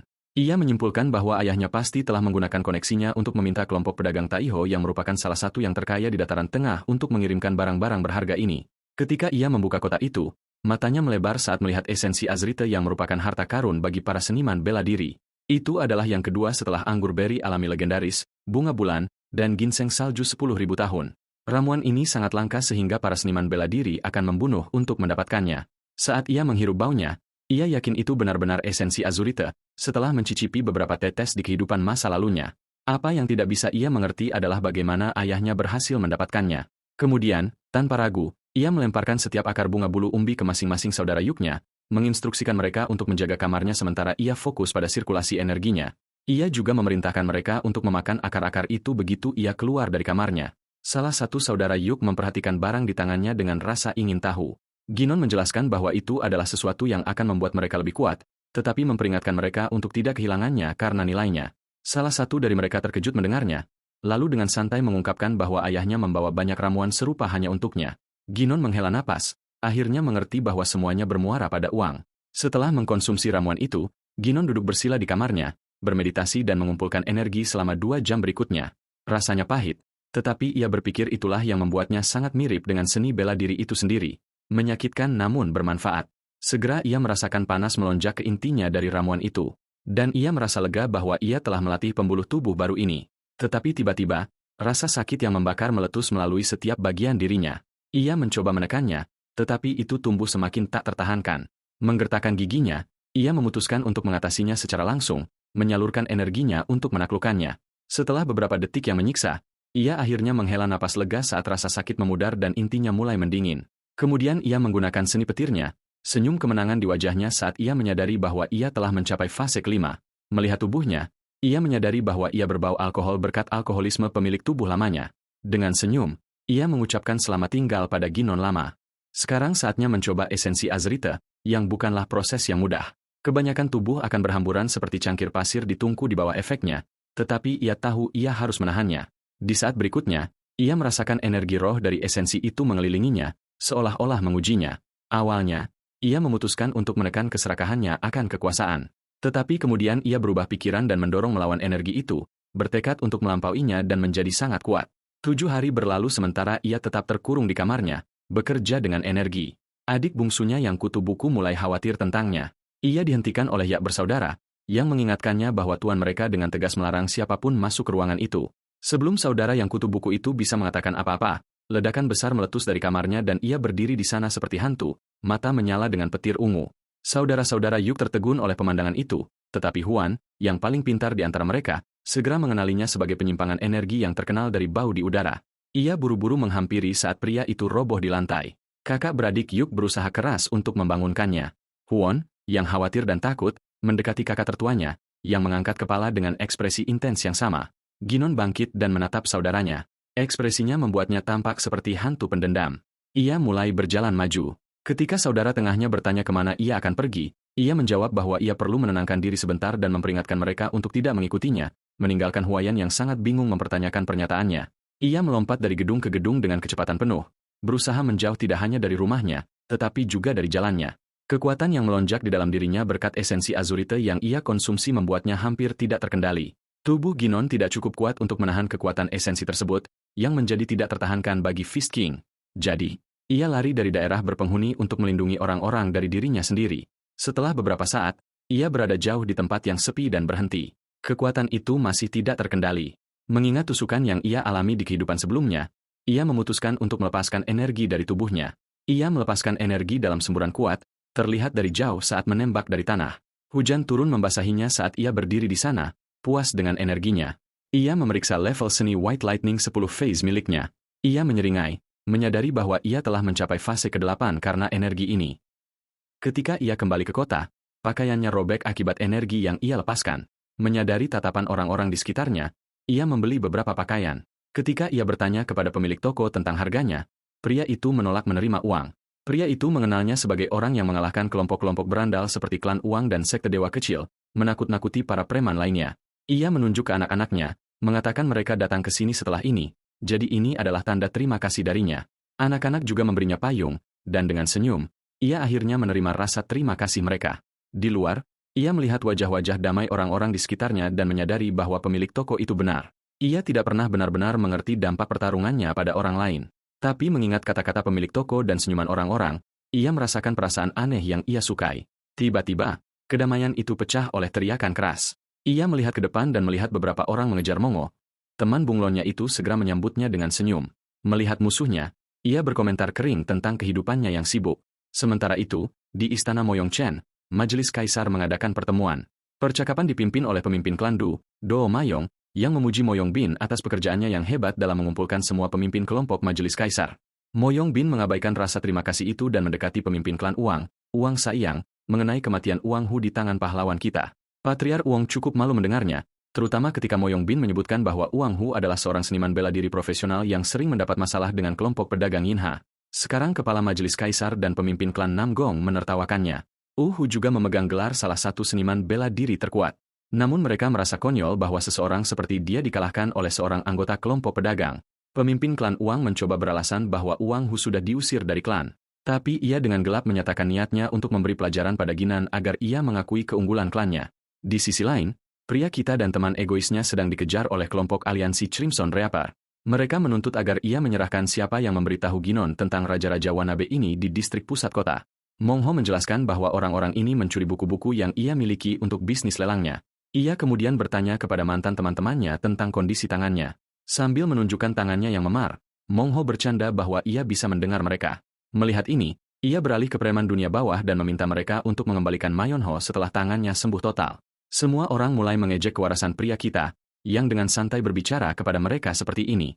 Tetapi ketika Ginon tidak bereaksi terhadap ejekan mereka, mereka menyadari bahwa ia bukan orang biasa, bahwa ia membawa aura yang menindas. Namun, mereka marah dan memutuskan untuk memukulinya. Salah satu berandal menghentikan yang lain dan maju. Ia bertanya kepada Ginon apakah ia benar-benar tahu identitas asli mereka. Detik berikutnya, ia hendak mengancam pria kita, tetapi ia tidak sempat menyelesaikan kalimatnya sebelum dorongan keras dari Ginon membuatnya menabrak dinding jauh. Semua orang terkejut melihatnya. Tidak terpengaruh oleh ekspresi mereka, Ginon dengan santai menyuruh mereka pergi, mengatakan sudah waktunya ia makan sesuatu, kalau tidak ia mungkin akan membunuh mereka karena lapar. Lebih baik bagi mereka untuk datang lain kali. Ia bahkan menambahkan bahwa entah ia atau Mayho akan menemukan mereka untuk pertarungan mereka nanti. Akhirnya, geng Crimson Reaper mengerti dan mengucapkan selamat tinggal untuk saat ini. Sekarang, berani-beraninya Mongho memintanya membelikan sesuatu, terutama mie. Ia bahkan menyebutkan bahwa ketika Ginon memukulinya terakhir kali, ia hampir mati karena kelaparan dan mengoceh tentang pentingnya makanan untuk pemulihannya. Akhirnya, Ginon menyuruhnya diam, mengatakan ia seharusnya hanya memintanya tanpa menambahkan terlalu banyak. Kemudian mereka menuju ke tempat Jinpong untuk makan mie. Yung-ho cukup senang mendapatkan makanan lengkap, tetapi kemudian ia menyadari perubahan dalam kebiasaan makan temannya, karena ia adalah seseorang yang dulu makan sangat sedikit sekarang makan seperti mereka telah kelaparan selama berhari-hari. Ia menceramahi mereka sedikit tentang perubahan alami dan kemudian memesan 4 mangkuk untuk teman-temannya. Percakapan beralih ke si kembar Yuk saat anak kita memberitahu Mongho bahwa mereka baik-baik saja dan biasanya berlatih di tempatnya. Mongho mengomentari kebiasaan makan rakus mereka yang mengambil sebagian besar dari pengeluarannya ketika mereka bersamanya. Ginon dengan santai mengingatkannya bahwa ia cukup kaya. Mantan teman-temannya dengan jengkel membalas bahwa ia juga menjarah uangnya. Percakapan kemudian berubah saat Mingho menjadi tertarik pada sumber pengetahuan seni bela diri Ginon. Temannya mendesak alasan.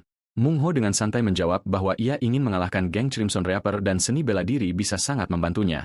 Dalam hal ini, ia juga berbagi informasi tentang pemimpin geng yang memiliki ratusan bawahan. Dimanapun mereka bertarung, ada begitu banyak dari mereka, meskipun mereka lari saat diperlukan. Mendengar itu, Ginon menawarkan untuk melatihnya secara pribadi, yang langsung disetujui oleh Mungho. Ia berjanji akan mengikuti setiap instruksi, yang dianggap serius karena ia tidak dipanggil rubah beracun tanpa alasan. Detik berikutnya, ia mengejutkan mantan temannya yang serakah dengan menuntutnya untuk membungkuk kepadanya. Mongho cukup malu, tetapi ia tetap membungkuk. Kemudian ia bangkit sambil mengeluh tentang Ginon yang lebih baik mengajarinya setelah ini. Detik berikutnya, anak kita membuka payungnya dan menunjukkan cara mengayunkan pergelangan tangannya untuk gerakan pedang. Ini membuat mantan temannya marah karena ia baru saja membungkuk sambil mengeluh tentang bagaimana ia akan membuang sampah di gerbang kelompok pedagangnya. Tetapi detik berikutnya, ia dipukul oleh payung yang sama saat Ginon menginstruksikannya untuk memegangnya dengan satu tangan dan mengayunkannya dengan cara yang sama seperti yang ia tunjukkan. Ia harus melakukan ini dengan payung pinjaman ratusan ribu kali sebelum kembali untuk menemukannya. Mayho ragu, tidak yakin apakah ia benar-benar bisa mengulangi aksi ini sebanyak itu. Sambil mengejeknya dengan gelarnya, Ginon menyuruhnya menyerah untuk belajar seni bela diri jika ia tidak bisa melakukannya. Mungho tetap ragu bahkan setelah peringatan. Pria kita memutuskan untuk memberikan mantan temannya kenyataan. Ia meraih kerahnya dan mengingatkannya bahwa membunuh seseorang bukanlah permainan anak-anak. Latihan mengayunkan payung akan melatih lengannya sehingga ia bisa membunuh lusinan anggota geng Crimson Reaper dengan pedang kayu. Namun sejauh ini, ia hanya lari ketakutan dari mereka. Kemudian ia dengan datar mengatakan bahwa seseorang yang menyedihkan seperti dia lebih baik mati saja. Dengan tenang, Ginon memintanya untuk memilih apakah ia ingin menjadi orang yang pantas dengan gelar rubah beracun atau tetap seperti tikus pengecut. Untuk sesaat, mantan temannya tetap diam. Kemudian ia akhirnya meminta untuk meminjam payung dan pergi bersamanya. Setelah membayar untuknya dan mengantar temannya pergi, Ginon merenungkan apa yang ia katakan dan bertanya-tanya apakah Mayho akan tetap pada pelatihan atau tidak. Pikirannya kemudian beralih ke geng aliansi Crimson Reaper, dan ia memutuskan untuk menepati janjinya untuk melacak mereka. Sementara itu, di pangkalan Passion House, pemimpinnya sangat marah, memukuli beberapa bawahannya sementara yang lain gemetar melihat apa yang terjadi. Ia menuntut untuk mengetahui alasan mereka membiarkan Mongho pergi.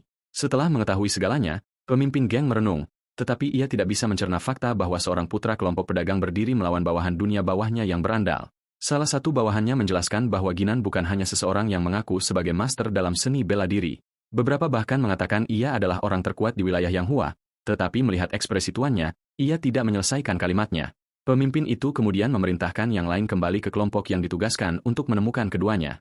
Ia dengan datar mengatakan bahwa ia ingin Meng Ho dan Ginon mati. Sementara itu, anak kita juga belajar tentang aliansi Crimson Reaper dan pemimpinnya. Salah satu saudara Uke memberitahunya bahwa geng itu terkenal karena merobek lawan mereka. Sampai sekarang, mereka telah membunuh banyak pemimpin sekte terkemuka seperti sekte Napio, sekte Horn, dan sebagainya.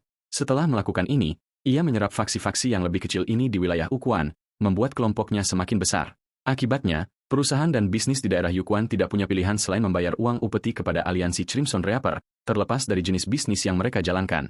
Mereka mengejar Meng Ho karena uang upeti yang sama. Ginon kemudian menjelaskan bahwa geng itu telah mengambil alih rumah lelang mantan temannya. The Yuk Bao setuju, mencatat bahwa sesuatu seperti ini kemungkinan akan dilakukan oleh geng. Setelah mengetahui semua ini, pria kita menyadari bahwa ia tidak punya pilihan selain menemukan geng itu. Jika tidak, kelompok pedagangnya akan terseret ke dalam kekacauan setelah mereka mengetahui identitasnya.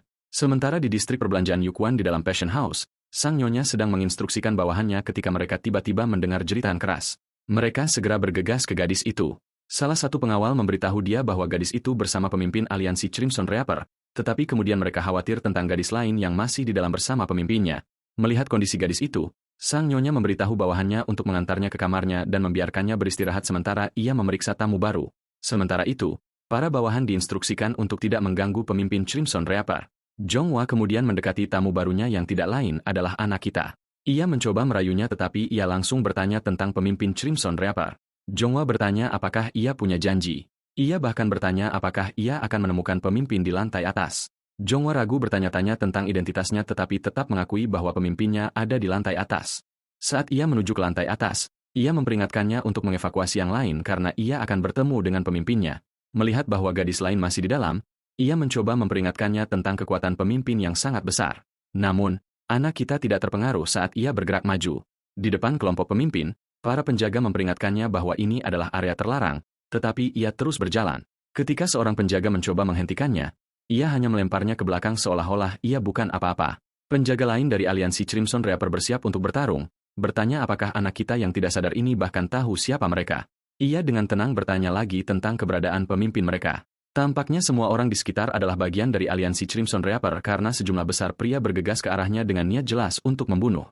Ginon, di sisi lain, dengan tenang memberitahu mereka bahwa ia juga berniat untuk membunuh mereka. Salah satu dari mereka datang kepadanya dengan pedang, tetapi ia meraih kepala pria itu dan melemparnya. Preman lain bergegas ke arahnya, tetapi ia menghindari serangan itu dan membunuhnya dengan senjatanya sendiri. Ia kemudian merobek pintu salah satu kamar, tetapi itu bukan yang benar. Ia bertanya-tanya apakah ia perlu menghancurkan pintu setiap kamar untuk menemukan pemimpinnya. Tanpa ragu, ia menerobos setiap pintu di lantai ini, tetapi pemimpinnya tidak ada di salah satu dari mereka. Ia menyimpulkan bahwa ia perlu mencarinya di lantai berikutnya. Setelah beberapa saat, di lantai 5, pemimpinnya sedang duduk di kamarnya ketika pintu tiba-tiba pecah. Bawahannya segera memberitahu dia bahwa orang yang melakukannya tidak lain adalah putra kelompok pedagang yang mereka cari. Tampaknya pemimpin juga menyadari kekacauan di luar dan dengan santai bertanya apakah anak kita ada di sana untuk membayar utang mantan temannya. Ginon, bagaimanapun, dengan santai berkomentar bahwa pemimpinnya berada di lantai yang terlalu tinggi. Pemimpin bertanya apakah ia takut untuk mendaki lebih tinggi sambil melawan pesta sambutan bawahannya. Anak kita bergerak maju dengan tenang mengatakan kepadanya bahwa itu adalah keahliannya untuk melakukan aksi semacam ini. Ketika ia berhadapan langsung dengan pemimpin, pria berandal itu terlihat seperti raksasa dibandingkan dengannya. Raksasa itu menyadari perbedaan tinggi badan dan menyeringai, menyatakan bahwa keahliannya adalah meremehkan orang lain. Melihat ekspresi sombongnya, Ginon tahu bahwa ia adalah jenis preman dunia bawah yang khas, cukup buruk sehingga ia tidak merasa bersalah tentang memukulinya. Inilah mengapa ia menyukai berandal semacam ini. Detik berikutnya, ia melihat seorang gadis di belakang pemimpin, jelas berdarah. Pemimpin mengikuti tatapannya dan menyeringai, dengan sombong menyatakan bahwa ia tidak bisa mengendalikan kekuatannya. Anak kita sangat marah pada seseorang yang tidak memiliki hati nurani dan kemungkinan tidak akan pernah memilikinya. Ia meminta pemimpin untuk melepaskan gadis itu, sambil merenungkan cara ia akan membunuhnya. Menyadari api di matanya, pemimpin mengklaim bahwa siapapun yang datang untuk menghabisinya memiliki tatapan intens yang sama, tetapi pada akhirnya, ia merobek mereka dengan tangannya sendiri. Sementara itu, orang-orang di luar berebut untuk melarikan diri dari bahaya yang akan datang. Salah satu anggota berteriak bahwa orang gila sedang mencoba menghancurkan Passion House. Tampaknya orang gila ini bukan anak kita, tetapi teman masa kecilnya, yang mengayunkan payungnya dan mengusir semua orang. Ia akhirnya mengayunkan payung 2874 kali. Namun, ia frustrasi, menyadari ia masih belum menyelesaikan tugas 100.000 ayunan, dan ia mulai menghitung lagi dari awal. Tiba-tiba, ia mendengar ledakan besar di belakangnya. Saat ia melihat ke belakang, pikirannya berkelana, bertanya-tanya apakah itu terkait dengan temannya. Di sisi lain, Ginon menendang pemimpin dengan kekuatan sedemikian rupa sehingga mendorongnya keluar gedung, memecahkan dinding di belakangnya. Pemimpin melihat anak kita, yang bukannya tetap menjadi penonton, melompat mengikutinya dan mendarat dengan anggun di depan lawannya. Bahkan setelah dipukuli, The Red Reaper kembali berdiri, siap menghadapinya saat ia mengambil senjata dari bawahannya. Dengan kekuatan penuh, ia melempar senjata itu padanya, tetapi Ginon menghindar sambil melompat ke udara. Ia mencoba lagi, tetapi kali ini, Ginon dengan tenang meraih rantai sementara gagang masih di tangan pemimpin. Ini juga memberi Red Reaper kesempatan untuk mengukur kekuatan pria kita, yang cocok dengan kekuatannya sendiri. Jadi, ia melepaskan senjata itu dan bergegas ke arahnya untuk menghabisinya dengan kekuatan pantulannya. Ia yakin bahwa Ginon tidak akan bisa memblokir serangan ini. Melihat gaya itu, anak kita yang cerdas segera mengenalinya sebagai teknik Meteor Hammer and Fist. Ia juga mengamati bahwa orang ini pasti telah diajar oleh beberapa seniman bela diri tradisional, dilihat dari gaya bertarungnya yang bersih. Namun, pemimpin itu meremehkannya. Ginon adalah seorang Fist King, dan ia dengan mudah memblokir serangan lawannya. Detik berikutnya, ia memukul pria itu dengan keras di perut, memancing jeritan darinya. Melihat perutnya yang terluka, pemimpin itu segera mengenali gaya tinju Ginon yang terlatih dan bersiap untuk memberinya pertarungan yang layak. Otot-ototnya beriak dengan energi mentah saat ia bergegas maju, siap merobeknya. Tenang seperti biasa, Ginon meraih lehernya dan membantingnya ke tanah tanpa usaha apapun. Pemimpin itu tidak mengerti mengapa ia berada dalam posisi yang tidak menguntungkan melawan pria ini, meskipun ia bertarung dengan sekuat tenaga. Sekarang anak kita meraih wajahnya dan melemparkan kembali ejekan pemimpin itu padanya bahwa sekarang dialah yang melihat ke atas ke arah Ginon.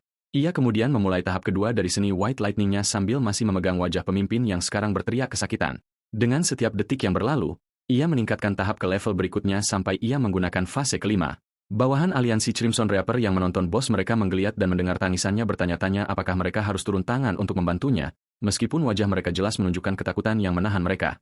Salah satu dari mereka mengenali teknik seni White Lightning 10 tahap. Ketika Ginon selesai, semua orang kewalahan melihat tidak ada apa-apa selain abu di mana pemimpin mereka pernah berdiri. Bangkit, ia menatap dingin pada kelompok Crimson Reaper dan bertanya siapa yang memberi mereka hak untuk mengumpulkan pajak dan uang upeti dari upah yang diperoleh dengan susah payah oleh orang-orang lemah. Kemudian ia menantang mereka. Jika mereka ingin memamerkan kekuatan mereka, mereka harus datang kepadanya terlebih dahulu. Ia memperingatkan bahwa mereka akan menemui akhir yang sama dengan bos mereka. Sementara itu, aliansi Crimson Reaper bersemangat sambil berpikir bahwa karena ia hanya satu orang, mereka mungkin bisa membunuhnya. Kemudian, Mongho yang melihatnya bertanya-tanya jika Red Reaper sudah mati, mereka mungkin tidak perlu membayar upeti lagi. Pria di sampingnya berkomentar bahwa Ginon mungkin mulai menuntut uang upeti sebagai gantinya, tetapi Mongho segera menyangkalnya, membela teman masa kecilnya. Ia tahu bahwa temannya sudah memiliki cukup uang untuk tidak pernah menggunakan cara seperti itu. Kemudian ia mulai menghitung ayunan payungnya sekali lagi, yang mendorong seorang pejalan kaki untuk mengomentari tingkah lakunya, menyebutnya gila. Dengan setiap ayunan, ia mengayunkan payungnya. Ia mengingat saat Ginon bertanya apakah ia benar-benar ingin menjadi tikus atau rubah beracun seperti yang ia klaim. Ia tahu bahwa setiap orang memiliki percikan di hati mereka untuk melakukan sesuatu, dan itu adalah tanggung jawabnya sendiri untuk memelihara percikan itu. Ia mengerti bahwa temannya ingin menjadi kuat sampai-sampai berbatasan dengan kegilaan. Tapi tiba-tiba ia berhenti melihat temannya melawan preman Crimson Reaper dan menyatakan bahwa ia adalah rubah beracun, bukan tikus pengecut. Setelah berurusan dengan aliansi Crimson Reaper, Ginon bahkan tidak mencuci darah dari pakaiannya ketika saudaranya yang kutu buku yang khawatir muncul di pintunya. Ia membuat alasan bahwa ia pergi keluar untuk minum. Saudara tengahnya datang untuk meminta saran tentang beberapa masalah, tetapi yang khawatir itu ingin jawaban tentang darah. Anak kita menghiburnya sambil menjelaskan bahwa itu bukan darahnya, yang sudah ditebak oleh saudaranya. Kemudian Huaon akhirnya sampai pada intinya bahwa ia datang ke sini karena ia ingin mengirim sesuatu kepada kelompok pedagang sebagai tanda terima kasih mereka karena telah menyediakan elisir yang sangat berharga. Pertama, ia ingin mengirim sesuatu kepada kelompok pedagang Taiho, tetapi ingin tahu berapa nilai obat yang mereka kirim. Mendengar itu, Ginon ingat bahwa kelompok tersebut adalah yang mengirim esensi azurite dan menjawab bahwa nilainya sangat tinggi sehingga seseorang seperti dia bahkan tidak bisa mengukur nilainya. Saudaranya bingung, tidak bisa memahami apa yang mungkin bisa diberikan untuk sesuatu yang begitu berharga. Ginon percaya bahwa mengirim barang atau uang bukanlah ide yang baik. Yang mengejutkan saudaranya, ia mengusulkan untuk membentuk aliansi pedagang sebagai gantinya. Ia lebih lanjut menjelaskan bahwa selain nama-nama besar seperti Taiho, ada juga kelompok-kelompok yang lebih kecil seperti West Escort Establishment yang tidak memiliki bentuk perlindungan resmi. Aliansi seperti ini akan menjadi cara yang baik untuk membalas mereka dengan menawarkan perlindungan. Huan ragu-ragu, merasa itu tampaknya lebih besar dari apa yang bisa mereka tangani. Ginon menasihatinya untuk memulai dari yang kecil. Cukup sertakan kelompok pedagang Taiho dan Westwind Escort Establishment untuk saat ini sebagai cara pembayaran kembali. Saudara yang kutu buku itu sudah sibuk merencanakan ingin tahu aturan dan biaya keanggotaan. Ginon memberitahunya untuk tidak membebankan biaya apapun untuk saat ini dan menjaga aturan tetap sederhana. Saudaranya ingin tahu tentang tujuan aliansi. Mendengar itu, ia mengingat kata-kata perwakilan Escort Establishment yang telah meminta perlindungannya setelah ia mengusir 2 organisasi gangster dari kota itu. Jadi ia menyatakan bahwa tujuan mereka adalah untuk melindungi kehidupan para pedagang. Selain itu, ia ingin membentuk jalur komunikasi yang tepat sehingga mereka dapat menghubunginya dalam situasi genting. Saudaranya menunjukkan bahwa kondisi dapat muncul yang bahkan kelompok besar seperti kelompok pedagang Cho tidak dapat tangani. Misalnya, jika seseorang dari dunia bawah Jongwoo melecehkan mereka, tindakan apa yang akan ia ambil? Ia menyatakan dengan tegas bahwa ia akan secara pribadi menangani masalah seperti itu yang membuat saudaranya ragu-ragu. Tetapi ia menjelaskan bahwa karena para pedagang memberinya obat yang membuatnya lebih kuat, ia bisa melakukan ini untuk mereka sebagai imbalan. Kemudian muncul masalah penamaan aliansi. Huyan menyarankan untuk menyebutnya Great Merchant Alliance, tetapi ia menolak, tidak ingin itu terdengar seperti aliansi Crimson Reaper dan mengoreksinya menjadi Great Merchant Association. Pada saat itu, Hua juga mengingatkannya bahwa sejak saudaranya yang berandal kembali, beban kerjanya telah meningkat. Ia meminta maaf, tetapi Huan mengabaikannya dengan senyum, mengatakan lebih baik bagi para pedagang untuk menyibukkan diri.